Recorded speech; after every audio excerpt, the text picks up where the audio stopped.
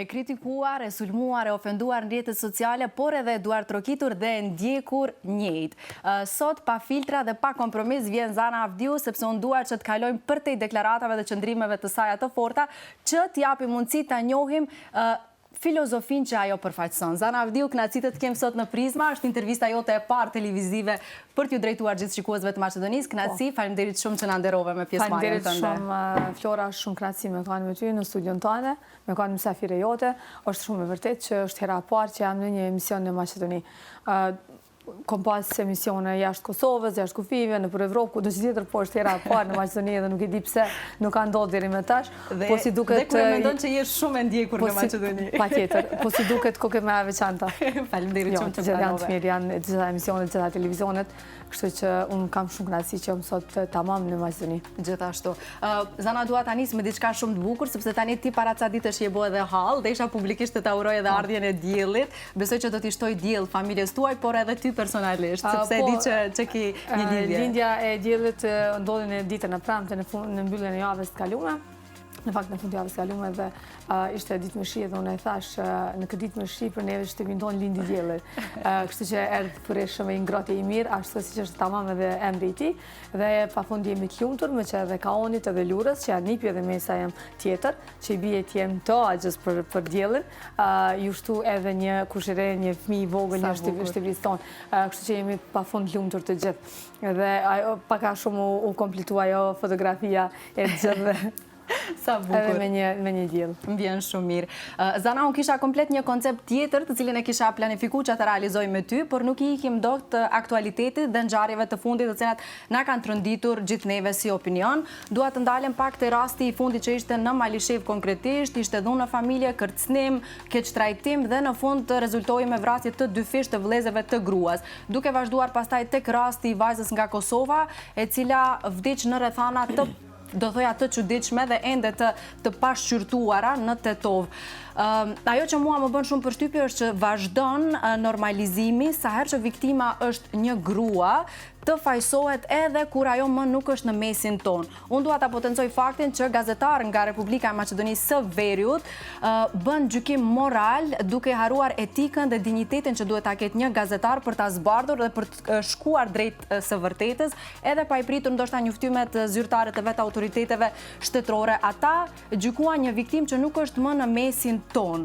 Unë dua nga këndvështrimi yt të na flasësh se si e sheh dhe si e lexon ti gjithë këtë që ndodhi, edhe pse realisht në rrjetet sociale u dënua shumë dhe u prit shumë keq dhe negativisht gjithë kjo deklaratë që u bë nga një emër, nga një gazetar i vendit ton. Si e sheh ti krejt kjo që po ndodh? Zana, mendon që kemi hyrë në një fazë dhe në një periudhë që jemi shndruar ne si shoqëri në spektator dhe jo më në reagues të krejt kësaj çfarë po ndodh? Në çfarë kemi dështuar ne si shoqëri nga ajo çfarë ti e sheh? Në fakt, të themi kemi hyrë, unë zë thosha që kemi hyrë, ne kemi qenë, ne po mundohemi të dalim. Ne kemi qenë, vazhdojmë të jemi thellë në patriarkalizëm, në një shoqëri e cila për bazë të edukimit e ka dhunën, e ka shtypjen e tjetrit, mos durimin e tjetrit, sidomos të grave. Ne jemi një shoqëri tamam e ndërtuar, e strukturuar, pafundësisht patriarkale, e cila sidomos vajzat dhe gratë nuk i duron. Dhe dhunën ndaj tyre normalizon, e mirëpret dhe e sheh si formë të duhur. Të dyja rastet fatkeqësisht janë krime kulturore, ka të bëjmë me krime kulturore. Çka janë krimet kulturore kur bëhet vetëm dhe pranon shoqëria atë formë të krimit. Pra nuk është krim ordinar, mirë po është një formë e pranuar e dhunës dhe e krimit që ndodh në shoqëri.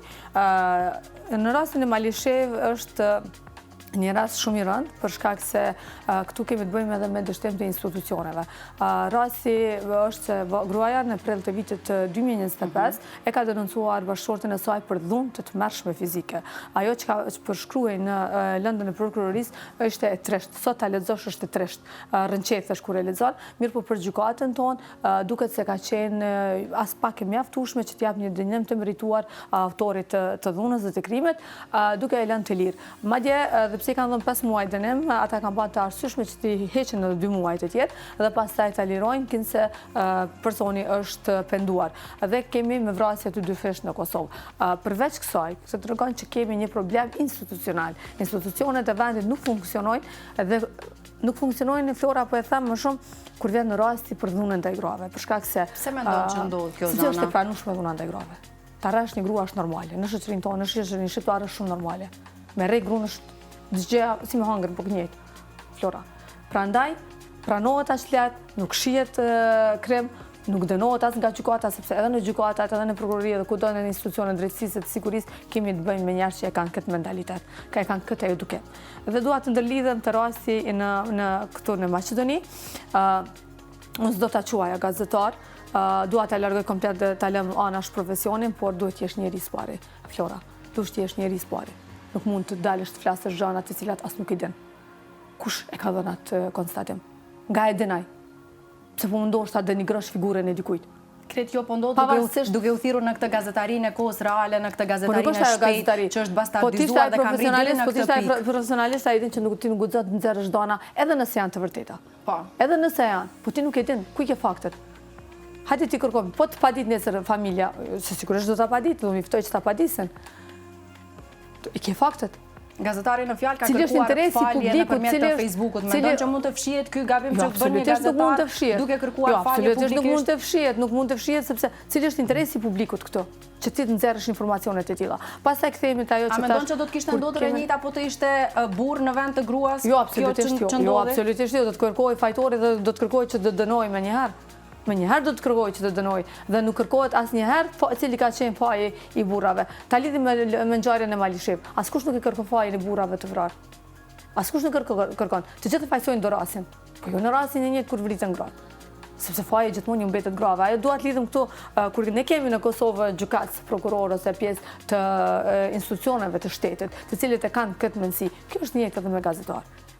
Thjesht kemi të bëjmë me një patriarkal, me një seksist, me një jo njeri që as pak nuk e ndjen, as nuk është solidar, as nuk e intereson e vërtet, ai i intereson vetëm ta mirëmbaj shtypjen e grave, dhunën e grave, ta normalizoj dëmtimin e grave. Pra, është e lëvizshme kështu diçka. Ishte ka qenë e lëvizshme. Çka që është e lëvizshme? Uroj që të gjitha vajzat dhe gratë jenë të lëvizshme. Dhe një gjë po e them Flora këtu. Asnjë grua që sipas moralit të tyre apo standardet të tyre është e lëvizshme, nuk vritet. Gratë të cilat kanë dashnor, gratë të cilat kanë lidhje të shumta, gratë të cilat janë të lira nuk vriten. A din kush vriten? Vriten gratë të cilat i nënshtrohen burrit, gratë të cilat shërbejnë, gratë të cilat i ndjekun normat e shoqërisë. Ajo e cila është e urtë, e dëgjueshme, është e nënshtruar. Ajo e cila mundohet ta ruaj moralin të cilën e kanë caktuar këta burra dhunus. Ato gratë vriten. Jo gruaja e cila ka dashnor dhe është e lëvizshme. Nga deklarata që pashë kishte dhënë babai i vajzës, ai ka treguar që ka qenë në një lidhje me një djalë nga vendi nga Maqedonia dhe ai gjithashtu ka shtuar që ka pas ca probleme vajza me të dashurin dhe duket që rezultati është ky që po e shohim dhe po e prekim ne fatkeqësisht. Kjo çfarë po e thua? Po absolutisht. Të them Flora të drejtën, unë nuk e di se si kanë qenë rrethana, të cilat janë të vërteta, të cilat janë arsyet që kanë ndodhur. Ende nuk e kemi rrethana të dyshimta, sepse nuk kemi. Janë rrethana të dyshimta, ende nuk e kemi një raport të prokurorisë ose diçka të ngjashme nëse dyshojmë për vrasje ose nëse dyshojmë për shtytje në vrasje apo cila do që tjetë. Prandaj unë këtu ndihem shumë e rezervuar që të flas, mirë po duke u bazuar në gjitha raste tjera të cilat kanë ndodhur edhe më herët për gratë, edhe rastet të cilën se si u komunikua për të, se si u fol për të, tregon që edhe kjo ka të bëjë me elemente të vrasjes ose vetvrasjes kulturore, të cilat arsyet të cilat e kanë çuar ato. Mund vjen keq që kemi figura publike që kanë zë, që kanë followers, që kanë diçka, që dalin flasin dhe mundohen ta denigrojnë tjetrën. Unë po ju them edhe personin fjalët gjithë burrave. Nuk mund t'i denigroni gratë nëse thoni ato dalin, jetojnë, zhveshën, bëjnë seks, kanë partner të shumë. Nuk mund t'i denigroni. S'mund t'i denigroni. Po, gratë janë qenje të lira, janë njerëz, ashtu siç janë burrat. Nëse ju keni të drejtë dilni, të keni partner të ndryshëm, të jeni të lëvizshëm. Kështu ka thënë, ka qenë e lëvizshme. Okej, të jeni të lëvizshëm. Duke shtuar edhe ca detaje tjera të cilat unë as nuk po du me i përmend. Ato nuk dua kanë qenë edhe matranda se kjo. Po, ato kanë qenë ndoshta nuk janë matranda, për shkak se janë shtypën gratë, vrahen gratë, dhunohen edhe të gjitha. Kështu që gratë, ju lutem po kthejmë kështu nga kamera, vajza bëhuni të lëvizshme. Sa më të lëvizshme, nëse jeni të lëvizshme jeni të lira. Sa më të lëvizshme nuk keni dhunë. Sepse vetëm vajzat e lëvizshme janë vajzat lira. sipas konceptit të tij çka ka quajtur atë lëvizshme. Kështu që nuk mund t'i denigroni, asaj as askush. Për ta në fakt kur flet për tjerët, duhet me pas shumë integritet vetë bre. Nëse përmend emrin e dikujt, kujdesu që mas pari vetë jesh me integritet. Pastaj kemi një reagim në Facebook nga gazetari që ne po flasim, është Nevri Ademi, i cili ka thënë që zanat e kanë sulmuar. Ta shohim dhe ta lexojmë bashkë këtë reagim dhe të na tregosh zanat e malit, nga mitologjia shqiptare a cila zana? Do e shohim ta cilave zana. Nuk po çuditem që po më kritikojnë zanat ato që i bëjnë shërbim denigrimi, çullakrizë dhe degenerimit të shoqërisë, ata që familja nuk e quajnë më familje për grupim shoqëror dhe ata që përpiqen të shuajnë vlerat dhe themelet mbi të cilat qëndron njerëzimi e vazhdojnë kështu, prindi 1, prindi 2. Për çfarë keni kritikuar? Bëhet fjalë për këtë rast konkret për cilin ne po flasim ose jo? Po ne nuk ka vit, nuk do të qenë gjithmonë të zgjidhim rrugën e vërtetë. Allahu në Kur'an thotë çfarë hipokrite. Mos e përmend Allahun kur dal shtëpi për njerëz tjerë, për një njerëz vdekun. Pavarësisht kush ka ai duhesh me qenë ka me pas respekt për një njerëz vdekur. Sido që tjetër nuk po e di unë për cilën reagim e ka pas fjalën. As nuk kam unë reagim, as nuk kanë zonat, nuk di kush është zonat. Nëse i referohet emisionit tem, absolutisht jo. Pra dhe unë desha ta sqarojmë publikisht. Jo, absolutisht, unë s'kam asnjë reagim. E kam parë sepse kanë reaguar shumë rrjeti grupit grave, kanë reaguar shumë OIQ në Kosovë, kanë reaguar të gjithë aktivistët, të gjithë njerëz normal. Kush është në vend njeri normal ka reaguar për këtë deklaratë sepse ka qenë skandaloze. Dhe nuk mbaj mend që dikush ka folë për gazetarin e fjalë. E qartë, okej. Zana, me qenë se përmende sistemin gjyqësor, nëse ne konsiderojmë që sistemi gjyqësor ka dështuar, por çfarë duhet bëjmë ne si shoqëri? Në qoftë se ne qëndrojmë si spektator dhe shohim vetëm si gjërat kanë dalë jashtë kontrolli, atëherë nuk e di ku e ka fundin krejt kjo, se ti thënë që po tentojmë të dalim nga kjo fazë. Mendon që mund të dalim nga kjo fazë? Është shumë problematike për shkak të shteteve tona të brishta që i kemi, është një sistem jo shumë i mirë të cilin është krijuar e ndërtuar që pastaj është shumë vështirë ta përmirësosh nga e para, ndonse se po tentojmë të gjithë. Mirë, po ajo që ka flasur është na takon si shoqëri që të edukohemi. Na takon shoqëri që të edukojmë fëmijët tanë, të edukojmë djemt, të edukojmë të gjithë, ta mësojmë djalin që nuk jemi më rëndësishëm se vajza. Elementi baza e kësaj është ti thuash djalit tënd, kush do prind që ka një fëmijë një djalë, le ti thotë ti nuk jemi më rëndësishëm se vajza. As edhe 1%. Hiç. Fëmijët të gjithë janë të njëjtë, të gjithë janë të rëndësishëm, njerëzit të gjithë janë të rëndësishëm, të gjithë kemi të drejtat tona, liritë tona dhe do të jetojmë si të tonë. Nëse një vajzë vendos ta lë të dashurin e saj, do ta lë. Kush je ti ta ndalosh? Kush je ti ta ndalosh? Prandaj ta eliminojmë dhunën kulturore ndaj grave, ta eliminojmë këto që apo na sjell deri në këtë ditë sepse edhe dy burra kemi të vrarë prej mendësisë patriarkale. Sepse unë ta vras familjen, i thot. Nëse ti ndohesh për me unë ta vras. Edhe ndodhi, ai mbajti fjalën. Gjatë gjithë kohës. Po, prandaj po them, këtu nuk po dëmtohen vetëm gratë dhe vajzat. Këtu po dëmtohet e gjithë shoqëria. Po dëmtohen burrat, po dëmtohen djamt, po dëmtohen vajzat, gratë, komplet shoqëria. Po dëmtohet sistemi i shtetit, sepse tash kemi një stagnim, një neglizhencë të madhe, një dështim të madh kemi. Sepse ne kemi pasur më herët Flora dështimet të shtetit. Kemi vrasjen e Hamide Magashit në oborrin e Çukukës, e cila priste talent të fëmijën e saj. Vrarë nga burri i saj në brenda institucionit të shtetit. Jemi dëshmitar të kaq shumë vrasjeve, kemi vrasjen në qendrën civile në Kosovë. Atu ku duhet të ishte mbrojtur. Hën dhe e vrat një vajzë 21 vjeçare, burri i saj. Ish burri i saj. Prandaj po them që ne fillimisht duhet që të edukohemi si shoqëri. Të mësojmë gjanat elementare, bazë, ABC-n. ABC-n e sjelljes dhe të pranimit të tjetrit. Ne pretendojmë që jemi solidar, të dashur, të mirë. Në teori, por në praktikë nuk është se i qëndrojmë asaj që kemi. Këto vetëm i kemi për publikun, të themi në publik i kemi, por nuk i kemi. Prandaj po themi duam njëri tjetrin në teori, por nuk është se i praktikojmë të njëjtat. Ne nuk e duam njëri tjetrin. Ne nuk kemi mëshirë për njëri tjetrin, ne nuk kemi solidaritet me njëri tjetrin. Absolutisht nuk e ndjejmë dhimbjen e tjetrit. Dhe mundohemi ta shtypim sa më shumë. Në këtë rast. Cili ka qenë qëllimi, cili është interesi i publikut? E mendon familjen e vajzës? Në këtë rast, cila do që të kenë rrethana të vdekjes saj, derisa atë qartësohen. Kë po e mbron?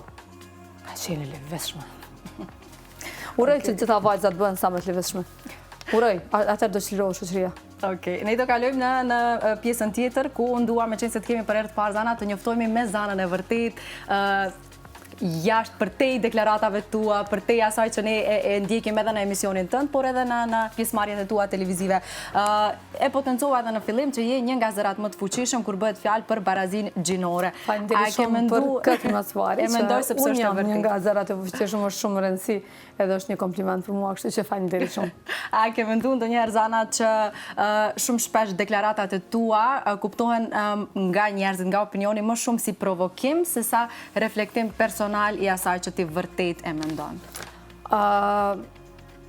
Nëse ata provokohen, unë si kam faj, sepse kush provokohet, Flora? Ata që janë vërtet ashtu.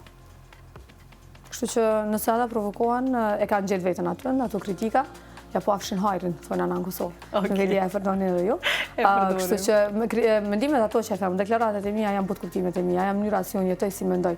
Dhe pyetja më shpesh që më bëhet thotë, a thu vetëm sa më u bë tim? Jo, nuk e tham sa më u bë tim. Unë mendoj ashtu, unë jetoj ashtu. Dhe çka do që kam deklaruar nga dita e parë deri në ditën e fundit në televizion, në këtë moment që apo deklaroj, unë jetoj ashtu. Pra feminizmi nuk është thjesht një slogan, besoj duhet është stil jetese, është mënyra se si ti zgjohesh dhe si e janë jeton ditën. kuptimet e tua, mendimet e tua, mënyrat që ti merresh me gjanat më të emta gjatë ditës sane.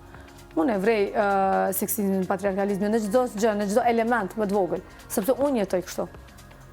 E qartë. Është pjesë e jetës time, është mënyra se si unë jam rritë, si jam edukuar, si jam ndërtu, edhe si vazhdoj që jetoj. Kështu që se cilën deklaratë që e them, se cila prej tyre është e vërtetë. Okej. Ashtu siç më mendoj. Por që në publik nuk është se gjithmonë janë pritë mirën, thash, je shumë e ndjekur, je duar trokitur në shumë raste, por nga ana tjetër edhe shumë e kritikuar, e sulmuar, ofenduar në rrjetet sociale. Çfarë të bën më shumë përshtypjes? Do thoja çfarë të lëndon? Janë këto sulme që të bëhen nga burrat Zana ose gjykimi që të bëhet nga vetë gratë? Me lëndus me lëndon asgjë. Prandaj e përmirësova me këtë. Çfarë të bën përshtypje? Kështu që nuk ka të bëjë, për shkak se unë nuk lëndon nga një, unë e di ku flas. Unë e di që kjo është shoqëri patriarkale dhe nuk pres me ndoa të trokit një shoqëri e tillë, e cila ka vlera të tilla dhe koncepte të tilla. Ajo gratë. Po, kjo pyetje bëhet shumë shpesh. Gratë shumë shpesh mund edhe të kritikojnë edhe të flasin, po për shkak që më shumë të mundohen ta rregullojnë pozitën e tyre para burrit të tyre. Ato të cilën e kanë pozitën më të keqen, kritikojnë ato që ka flasim ne. Të mundu me tregu veten që unë jam e mira para burrit vet, sepse mundohet me ndreq pozitën e saj. Unë ndjej shumë keqardhje për ato gra. Janë gratë që mërziten më shumë ti për to. Për shkak sepse e di çka pritet. Prandaj nuk ka nevojë gratë, edhe nëse duheni me deklaru publikisht që jeni pro mendimeve të cilat ju shtypin juve, pro ideve të cilat ju shtypin juve, sepse askush nuk mund të jetë pro, Flora, nuk mund të jetë askush pro një mendësie që e shtypat. Si do dalë një gru thotë po, unë jam pro shoqërisë patriarkale, e cila mua m'izolon, në kom le me trashëgu, më e pranon, do më thënë, dhunën ndaj meje si diçka shumë normale, pastaj e pranon edhe vrasje nëse është e nevojshme. Cila gru është ajo që do të thotë po, unë jam për. Po duhet ta bëj sepse është në gjendje në pozitë tepër të keqe dhe duhet me bua veten të pranueshme të burrit saj ose të familja e burrit ose kudo tjetër që është. Prandaj ato janë gratë të cilat më ndihmën më shumë ti. Okej. Për te sulmeve në rrjetet sociale, para shumë vitesh ke qenë edhe kërcënuar, nuk ka qenë besoj rasti lehtë për ty. Ti, si person publik, besoj tashmë i din krejt këto që vinë me jetën publike. Si ka reaguar në fillimet e tua, sepse unë vetë jam grua në ekran që një jetë të tërë dhe shumë shpesh kam qenë edhe vetë sulme e rrjeteve sociale dhe jo vetëm. Si reagon familja yte Zana dhe si ka reaguar në rastin konkret që ne po flasim dhe besoj që shikuesit e din sepse aty nisi emri Zana Avdiu të jetë kryetemë gjithandej. Në fakt ajo mori dhënë kështu edhe për te kufive, për shkak se unë jam prej 2020-s në media tamam, po flas në media televizive sepse me media të shkruaj jam shumë vite, ndoshta që nga fillimi i vitit të parë në fakultet, ku kam shkruar për tema të ndryshme dhe gjithmonë kanë qenë virale, edhe ato kur kanë qenë të shkrume, sepse kam prek temat të ndryshme që shoqërinë e kam ba me uni jo komod. Që shumë shpesh janë dhe të rëndit njerëz, wow, a thuhet kjo në publik? Po pse nuk thuhet? A jeton kështu? Pra, që ke të rëndit me këtë mendësi patriarkale. A jeton kështu? Po kështu jetoj. E pse mos me e thonë publik, s'u thas po e kuptoj. Nëse ti vërtet jeton kështu, pse nuk e thon në publik? Flora, sikur nga media të shkruara dola në media tamam në media televizive dhe sikur mësova me atë reagimin e njerëzve. E pasha se si reagon në secilin situatë. Kisha kriju një imunitet nga dalshëm, të cila kur u shfaqa me emision, kur u shfaqa si analiste, pastaj ishte diçka e njohur për mu. Dhe nuk ishte që unë e kom marrë me shumë tronditje, po duke që kësaj që mu nuk më intereson fare brehoj që që mendimi i një shoqërie si që shoqëria shqiptare. Zero më intereson mendimi i tyre. Nëse ti mendon që duhet me rej gru, nëse ti mendon që vajza nuk duhet me trashëgimu, nëse ti mendon që djali është më rëndësishëm se vajza, vetëm për shkak të organit të tij gjenital, beso mendimet e tua se më interesojnë. As komentet, as edhe më shkruaj mirë. Atë nuk i marr shumë rëndësi se okay, hajde flasim për kaq. Po dhe mirë më thon dikush që mendon që ashtu, unë them okay, faleminderit shumë se në rregull është. Ndërsa nuk bona pasjellshëm më i thon, s'u vjen as komplimenti, jo vetëm nuk më intereson as ajo pjesë. Ajo që ka rëndësi është familja. Janë dakord familja me mënyrën se si ti mendon, me qëndrimet e tua dhe mënyrën se si ti jeton Zana? Unë jam rrit një familje shumë liberale, një familje tepër të hapur, jam rrit një familje ku secili kemi pas pavarësimin dhe na është mësu ky rebelimi dhe mos durimi apo mos nënshtrimi. Prandaj unë s'kam si të mos ta kem një familje që përkra në mendimet e mia ose të ngjashme, mund të kemi dallime të vogla, nuanca të ndryshme, ngjyra të ndryshme për çështje të ndryshme. Mirë po ne secili e gëzojmë lirinë në shtëpinë tonë dhe secili jetojmë ashtu siç ne duam. Ajo që dua të them të pyetja më herët se si e përjetojnë, shumica as nuk i lexojnë as nuk merren me to për shkak se ata e njohin shoqëni se çfarë është kjo. E qartë, okay. Më shumë të është nana që hin lexon komente. Si nanat mo janë pak më emotive. Në rrjetet sociale dhe hin lexon edhe i sheh, mirë po nuk është që i bëjmë përshtypje as pak. Tashmë besoj që nuk i bëjmë fare përshtypje.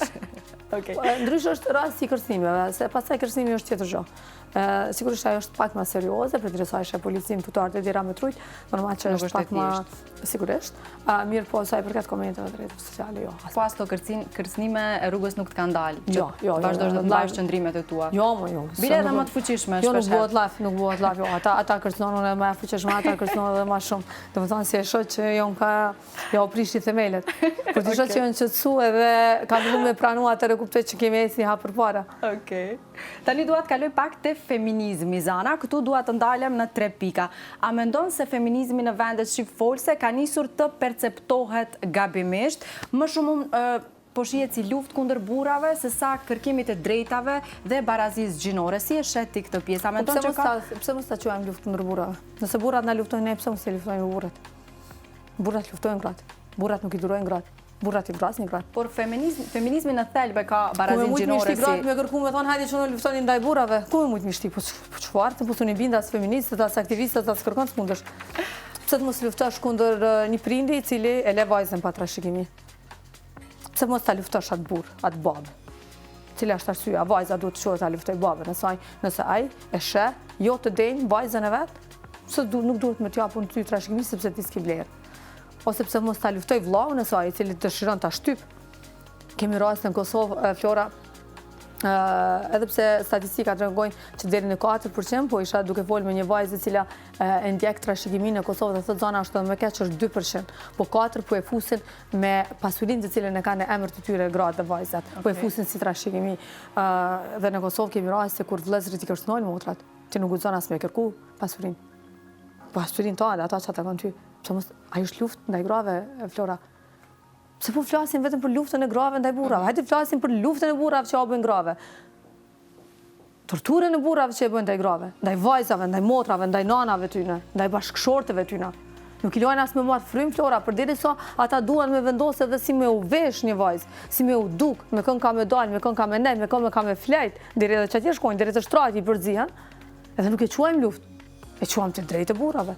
Ama kur gratë po që i kanë me kërku të drejtat e veta dhe me luftu për veten e tyre, ko ka luft ndaj burrave. A është luft ndaj burrave? Po ne i luftojmë burrat, edhe do t'i luftojmë burrave. A mendon që feminizmi mund të bëhet po aq ekstrem sa patriarkati që po e kritikon? Jo, s'ka feminizëm ekstrem.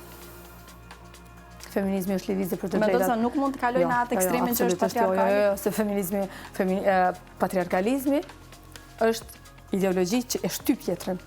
Feminizmi është lëvizje për çlirimin e grupeve të marginalizuara, që s'ka të bëjë vetëm me gratë, por ka të bëjë edhe me grupe tjera të marginalizuara. Prandaj esenca dallon këto. Ajo është shtypje e grupit tjetër. Dominim i grupit tjetër. Ndërsa kjo ka të bëjë me çlirimin. Prandaj nuk mund ta tërheqim si paralele. Pa mendon se çdo vajzë gruaja ka të qartë feminizmin si lëvizje? Apo shpesh thirrën në emër të feminizmit? Mendoj që çdo grua, çdo vajzë ka të qartë që ajo duhet të jetojë e lirë. Mendoj që duhet të jetojë ashtu siç don ajo vet, sepse është njeri po as sa është burri dhe i ka të gjitha vlerat po as sa i ka një burr. Mendoj që çdo grua, çdo vajzë duhet ta kuptojë që rëndësia e saj nuk është vetëm në fizikun e saj dhe nuk është objekt, por edhe ajo është subjekt dhe është njeri me të drejta dhe me përgjegjësi. Kur them me të drejta, sepse përgjegjësitë e dinë që i kanë, i njohin më shumë më sepse u mësojnë që në femiri, por janë njerëz me të drejta të plota. Vetëm këtë mësoni, pastaj feminizmi, si a lëna me feminizëm apo jo feminizëm, leja si dush, nuk është më rëndësishme. E qartë, okej. Me qenë se përmende veshjen, unë dua të ndalem edhe te një pikë që është temë e fundit, ku gjykata kushtetuese e Kosovës ka vendosur që të ndalohet mbajtja e shamive në shkollë. Si e sheh këtë vendim, Zana? E sheh më shumë si mbrojtje të shtetit laik apo nga ana tjetër edhe si kufizim të lirisë të drejtave? Në fakt ishte gjykimi vendimi i gjykatës supreme që mbrojtje një vendim administrativ që ekziston në Kosovë tash disa vite, jo mendoj që është shumë i drejtë. Është shumë i drejtë sepse aty janë fëmijë. Në shkollë fillore dhe të mesme janë fëmijë. Nuk ka të drejtë ta vendos fëmijës askush shamin mbi kokë. Në shkollë të mesme nuk mund t'i konsiderojmë fëmijë, sepse ka vajza. Jo, janë fëmijë, janë të mitura. Jo, janë të mitura në moshën 18 vjeç. Gjithsesi në qoftë se ka dëshirë dhe bindjet e saj fetare që kur farë dëshira në moshën 16 vjeç s'ka, çfarë cilën dëshirë ka. Me dëshirë me aq ndalohet, mendoj që i takon kjo. Jo, absolutisht po i takon. Okej, të ndaloj. Shkolla mesme, në fakultet gjithë ku dush je një vajzë rritun, nëse ti e ke bindje ta vësh shamin, vëj atë shamin. Ndonëse unë mendoj që shamia është shtypje, unë mendoj që s'duhesh me qitesh as fakultet as kudo, po kjo është pastaj mendimi jam, unë për veten time. Pastaj nëse ti do me vë shamin në fakultet kur je një vajzë rritur, një grua e rritur, atë bëj ç'i dush. Shkolla fillore dhe shkolla e mesme janë fëmijë. Duhet me largu të gjitha make-upin, thojt, takat, këto fustanat që kanë pas uniforma. Pse duhet me vesh një vajzë fustan? Një uniform në shkollë të mesme, ose në shkollë fillore. Lani më fëmijët le të rriten si fëmijë. Bëjnë uniforma, çfarë i shkojnë, i kanë përshtatë fëmijëve që ju jep liri të plot. Uniforma komode që shkon mëson edhe del për shkollës. S'ka nevojë as shamia as vajzat që janë të frymzuara dhe janë të rritura të edukuara nga familje që kanë bindje të forta fetare. Është fëmijë. Jo, s'duhet këtë shamin në shkollë mesme dhe shkollë fillore. Absolutisht është vendim i duhur. Okej, qartë. Se zakonisht kur një vajzë mbulohet konsiderohet si e shtypur, nga ana tjetër kur një vajzë vishet si don vet apo zhvishet, ta quajmë kështu me termin modern, shumë e lirë, më e lirë se sa duhet. Në shoqërinë tonë Flora minifundi është liri, shtypja shamia është shtypje, sepse kërkohet, sepse shihet si diçka që duhet ta bëj. Është problemi Zana, po duhet të pyet ku e shet ti kufirin mes zgjedhjes personale dhe paragjykimit që ne e bëjmë si shoqëri kundrejt kësaj. Veshjes apo veshje? Cila do qoftë kjo? Cili është kufiri mes të dyjave? Nuk ka një kufir të prejmë Flora. Në shoqërinë tonë, ku edhe një vajzë e vdekur, quhet e levishme, minifundi është liri. Është liri absolute, sepse i therr rregullat e shoqërisë. Sepse kërkesa në shoqërinë tonë është një vajzë tjetër mbyllur, e mbulume, e mshel në shtëpi, mos më dal, mos më zhvesh, mos më shfaq, sepse mëkati më i madh është trupi i saj. Shumë shpesh, Flora, nëse merr ishe edhe interpretime të ndryshme për kiametin ose diçka të ngjashme, po se vajzat po zhveshen. Domethënë, më tragjike është zhveshjen e një vajze se vrasjen e një vajze. Prandaj është liri minifundi, po nuk është mbulimi i liri. Ta kemi qartë. Po gjithsesi na kemi shembuj viteve të fundit ndërkombëtarisht Zana që gra me mbulesë janë gjithandej janë të dëshmuara në shumë fusha dhe nuk i kanë dalë shamia të jenë të suksesshme në ato që shamia duhet me ndalje se hiç, kërkush nuk po flet kundër shamis Flora. Veja shamin si të dush si njeri rritën. Po flas për një kategori të vajzave që vërtet mendojnë ashtu dhe vërtet duan që të mbajnë shamin. Për shembull një vajzë 16-17 vjeç në shkollë të mesme mund të ketë të drejtë të mbajë shamin. Kur ta mbajnë shamin është shumë po në qoftë se është e rritur dhe frymzuar në atë mënyrë. Jo, shkollë me drejze nëse është ashtu, po nuk është ashtu. Se kemi na shkollë me drejze të mesme. Po nuk shkojnë. Që kemi, po në qoftë se zgjedh një drejtim tjetër. Po s'ka nevojë për me mbajë shamin në shkollë të mesme, pse duhet shamia në shkollë të mesme? Që të bëjmë fakultet? Kur ti bësh 18 vjet tutje? Okej. Absolutisht jo. Jo, absolutisht shtypja. Unë mendoj që shamia edhe për një grup 50 vjeç është shtypje, e levo për një fëmijë 16 vjeç. Po, sido që të jetë, është ky pastaj është opinioni ime për çështjen e personave të rritur, por jo për fëmijë. Unë thash, minifundin ja kisha ndalë edhe në shkollë mesme. Sepse në familje është objektifike, por nëse flasim për pjesën tjetër pastaj. Më mirë është të ketë uniforma, mos të ketë as minifunda as shamit të jetë uniforma ajo që i bën bashkë gjithë. A bën milion fëmijë as dallime të shtresave e kështu me radhë. A bën milion fëmijë në uniforma komode. As minifunda as shamia as kryqe as ato tjetra. Kështu që atë kemi lajm fëmijë atje. pastaj kur të rritin vendosin çka doin. Qartë. Në këtë temë që jemi, Zana, dua mendimin tënd. A mendon që shoqëria jon ka më shumë frikë ndaj një gruaje dhe një vajze që thot atë që mendon, bën me kokën e saj, apo nga një burr i cili humb kontrollin mbi të? Cili është mendimi yt? Ka frikë nga një gruaje të lirë. Shoqërinë tonë të merron gruaja e lirë. Absolutisht të merron E çmend. e çmend e çet prej vetës. Madje çast Po një larg. mashkull që humb kontrollin mbi të? Pastaj ai turpnohet, mirë po frika është prej gruas i lirë. Për ato është një përbuzje. E tallin, si kërkushit e së në reja zgrun. Pash, imagjino. Ajo është shumë e lehtë ajo. Jo, frikën e ka ndaj gruas lirë. Okej. E tani po du pak të kalojmë në sentiment, në pjesën që nuk është se e dëgjojmë shumë nga Zana, e ruan me shumë fanatizëm. Që jam shumë e sigurt që s'do ta dëgjoni asnjë. Okej, po unë që sësi do të pyes. Ti pyetjen e Ke vonë. deklaruar? Pastaj çfarë përgjigj në? Kur kam qenë e ftuar për festat e fundvitit në emisionin tënd, e ke bërë për herë të parë publike që je në një lidhje shumë të gjatë, gati 10 vite nëse nuk gaboj. Si është të jesh një grua me qëndrime kaq të forta si ti, Zana, dhe të jesh në një lidhje, në një raport të shëndosh? Ajo që më intereson mu, sfidoheni më shumë apo e plotsoni njëri tjetrin? Fjora, unë do të jap një përgjigje kështu. Mos rëni me askënd të cilët nuk e pranojnë atë se kush jeni ju. Kur të vendos të bësh një rrugë me dikë, duhet ta bësh atë rrugë me një person i cili ju kupton, ju pranon, dhe i cili ka bot kuptime dhe koncepte ashtu si që keni ju. Okej. Po, a ka frikë mashkulli shqiptar thell ndihet i kërcënuar nga një grua e fortë kur ka përballë? Edhe po tjetë nga ana tjetër i plotësuar profesionalisht. Shoqëria shqiptare ka shumë frikë nga gratë e forta, nga gratë të cilat janë të lira. Në përgjithësi, po flasim për shoqërinë shqiptare, po nëse e flasim të për burrat, atëri bie që burrat në shumicë janë pjesë e kësaj. A ka burra veç, ata nuk mund të them që jo. Ka. Okej. Por jam përjashtim.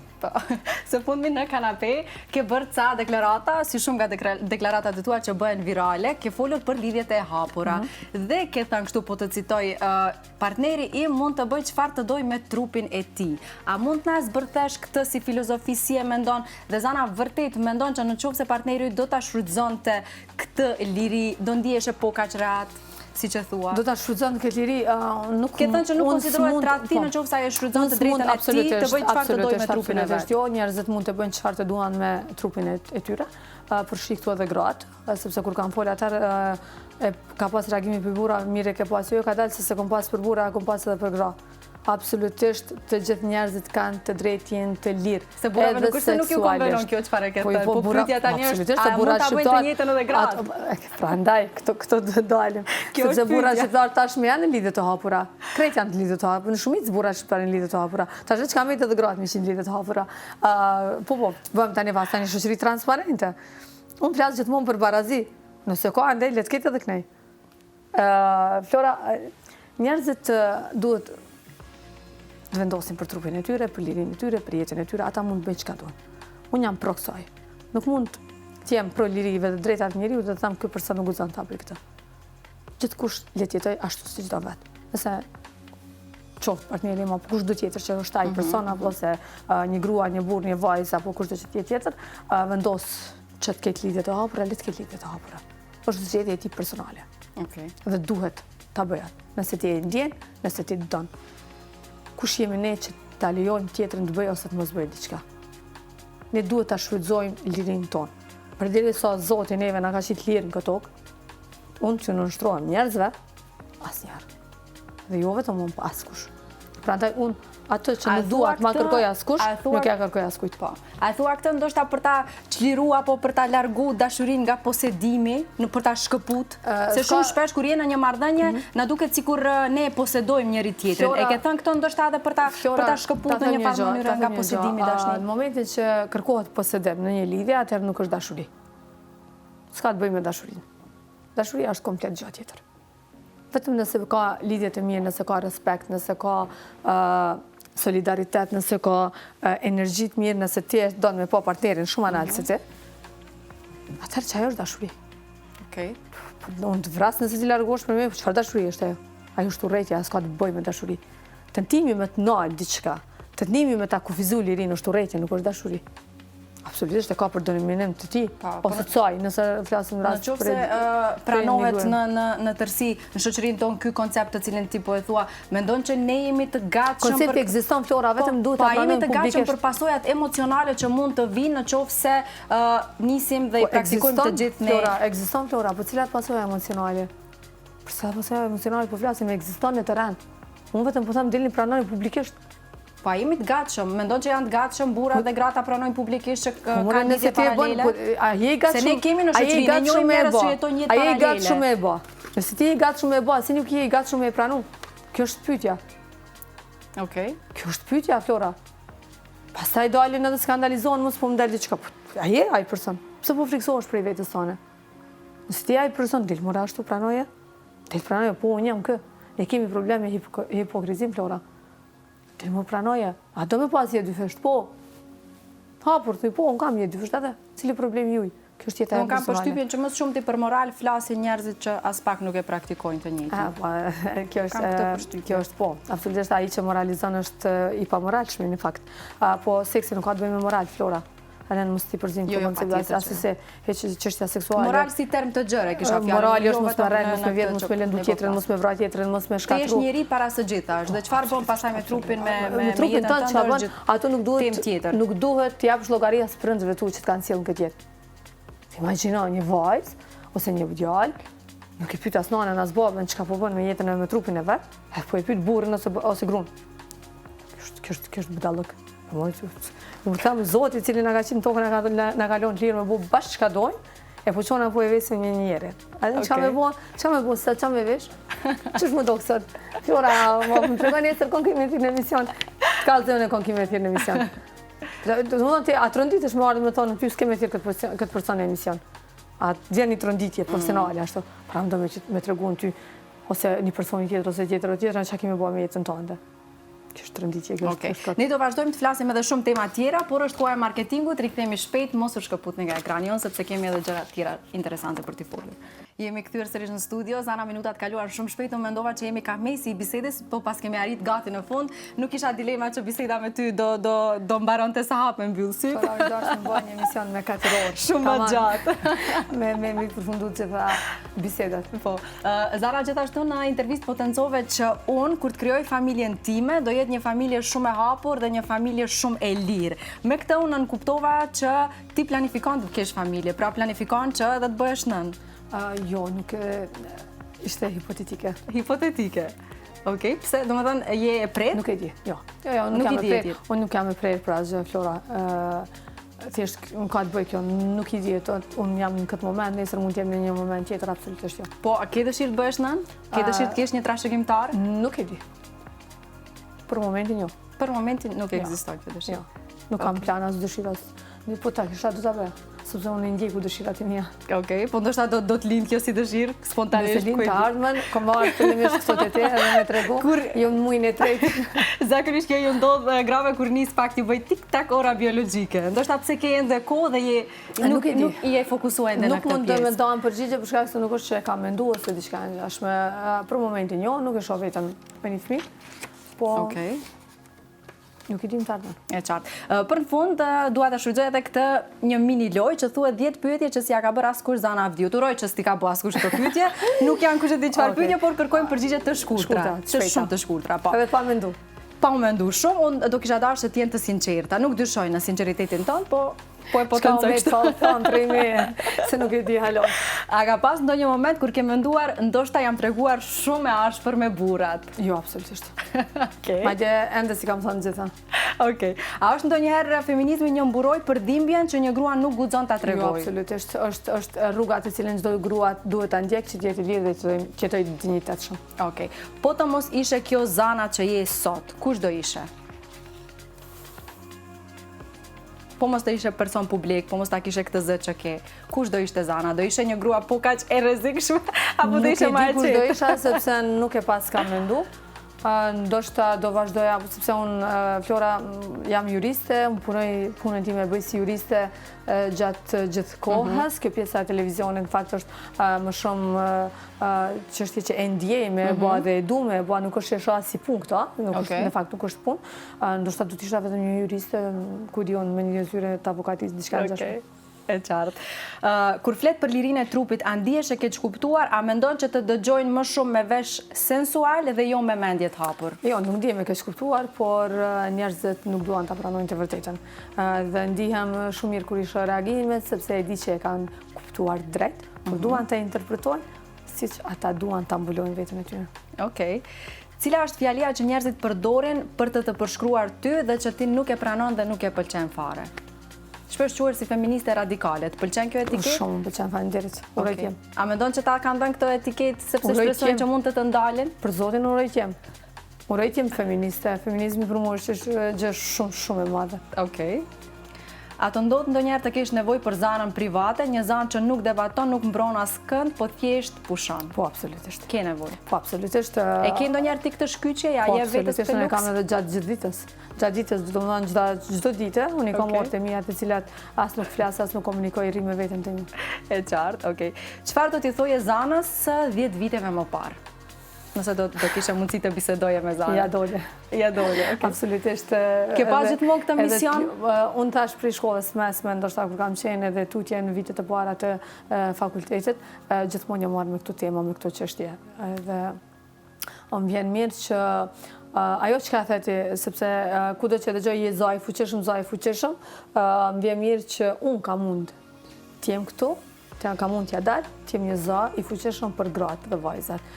Nëse kthehem 10 vjet më parë, mu më vjen mirë që ato çka e kam menduar si vajzë re, si nxënëse, si studente, që nuk është dëgjuar zani më larg se për te klasës ose për te mahallit ose një rrethit ngushtë, sot po e dëgjon gjithë shqiptaria, po e dëgjojnë madje për te shqiptarisë. Po e them, për shkak të intervistave, për shkak të punës që bëj edhe me media që jashtë Kosovës, jashtë Shqipërisë, domethënë për Evropë, edhe jam shumë e lumtur që unë ato që e kam menduar edhe ato që mendoj se do ta çlirojnë shoqërinë, mendoj që do t'i çlirojnë vajzat dhe gratë, po mundem me i thonë në këtë formë që të dëgjojnë të gjithë. A na duhet edhe shumë punë? Pa tepër, të mërë shumë, edhe shumë punë. Flora, po du me u lidhë këtu, sepse të gjithë të përmendin, edhe më që jemë në Macedoni, në Macedoni jemi me keq, ose janë me keq, por edhe në Macedoni thonë jemi me keq, absolutisht nuk është e vërtet. Jo, heq nuk janë ma keq Macedoni se në Kosovë në Shqipëri. Jo, bile, dalimi i vetëm është nëse në Macedoni ki një feminist, ose feministe, ajo është për zvërteti. Këtë ma the edhe ma herë dhe më bëri për shtypje kjo që ma the. Mendon që ata që janë feministë janë vërtet? Në Macedoni, mas pak ti gjenë hipokretë si gjenë Shqipëni dhe në Kosovë. Absolutisht. Nëse është patriarkale, është konservator, prapë po e ka për zvërteti, prapë se prapë. është gabim, po e ka për zvërteti. Në Kosovë manipulohen. Tjetër gjatë thëtë në publik, tjetër gjatë thëtë kur është me diko tjetër, diçka me diko tjetër.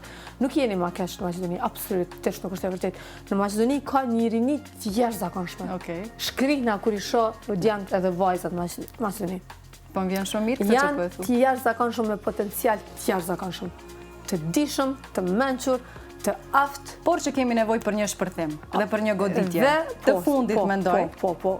Mendoj që ende nuk e ka marrë dikush guximin me dalë dhe me thy këtë akullin e fuqishëm që ekziston në Macedoni, me tregu edhe anën tjetër të shqiptarëve në Macedoni. Unë them, ka jashtëzakonisht potencial pjesa e shqiptarëve në Macedoni me trijat e trejat që i shoh çdo ditë këto. E vërtetë. Janë të jashtëzakonshëm. Gjeneratat e reja ka një mendësi shumë të hapur dhe mua më gëzon shumë ky fakt. Janë të jashtëzakonshëm. Nuk kam fjalë për me përshkruaj, janë të jashtëzakonshëm. Sinqerisht po e them. Okej, më vjen shumë mirë këtë që e tani ke fituar simpatizant. Jo, është e vërtetë sa po e them. Është shumë e vërtetë sa po e them. Dhe një gjë dua ta them edhe për shqiptarët e Maqedonisë. Janë shumë më mikpritës se shqiptarët e Kosovës dhe të Shqipërisë. Nëse flasin për mikpritje, ende sinqerisht e kanë të vërtetë, e ndjejnë. Nuk është që e bën vetëm për kamuflazh, që e bën në Kosovë dhe në Shqipëri. Bendu. Po e them, sepse prandaj zanën e kemi shpesh në Shkup, Duke që të presin mirë shqiptarët e Po, Maqedonisë. shumë.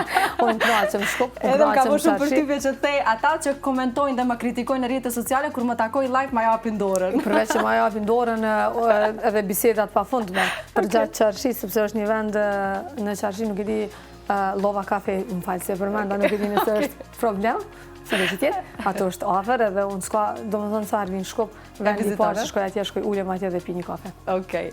Dhe dy pyetjet fundit. Nëse një ditë dashuria dhe ideologjia do të binin në konflikt, cilën ti do zgjidhje? Kush e kush? Dashuria dhe ideologjia. Ime. Po. Absolutisht, kjo është. Emocionin nuk apo mund të racionalitetin? dashurohem emocioni eme dhe dashuria nuk mund të shkoj kundrejt mendjes time. Okej. Të dyjat janë paralele. Unë e dua dikën që e mendoj sepse mendoj që koka e kanalizon dashurinë. Okej. Dhe e fundit, nëse nesër do duhej ta përkufizoje vetëm me 3 fjalë, pa etiketa si aktiviste apo feministe, cila do ishte ajo ose ato? Si dëshiron me të njoft njerëzit nëse e heqim këto etiketa? Do të thonë asnjë, as aktiviste, as feministe, as juriste, as rebele, Jo. Zona halla e kaonit, lurës edhe diellit. Okej, e bukur kjo. Me këtë të fundit unë po e përmbyll këtë bisedë, Zana ishte shumë kënaqësi. Faleminderit që ma dhe mundësinë ta kem unë prezencën tënde dhe sigurisht intervistën ekskluzive për Maqedoni. Falenderoj shumë që je vetvetja dhe uroj që t'ju japësh zë të gjitha vajzave që janë në një labirint dhe nuk kanë mundësi të dalin. Flora, jam shumë e lumtur që sot jam këtu në Maqedoninë e Alsatmë në emisionin tënë. Ke shumë kënaqësi me kanë mysafire jotja. Kaq intervistë përmbajtësore ka kohë që ndoshta nuk kam pasur, thjesht u kënaqa shumë dhe më vjen shumë mirë që hapëm tema të ndryshme, debatuam për tema ndryshme, diskutuam për tema ndryshme, po mbi të gjitha më vjen mirë që jam për herë të parë në fund në Maqedoni në një emision. Faleminderit shumë. Ishte shumë kënaqësi. U mundova që të bëja një intervistë gjithë përfshirëse që të kenë mundësi njerëzit ta njohin Zanën e vërtet, siç mban edhe emisionin Prizma, desha që nga një dimension tjetër nga intervista tjera të të njohim sot. Që jam intervistuar nga një gazetare jashtëzakonshme. Faleminderit shumë Zana, kënaqësia ishte e imja. Faleminderit.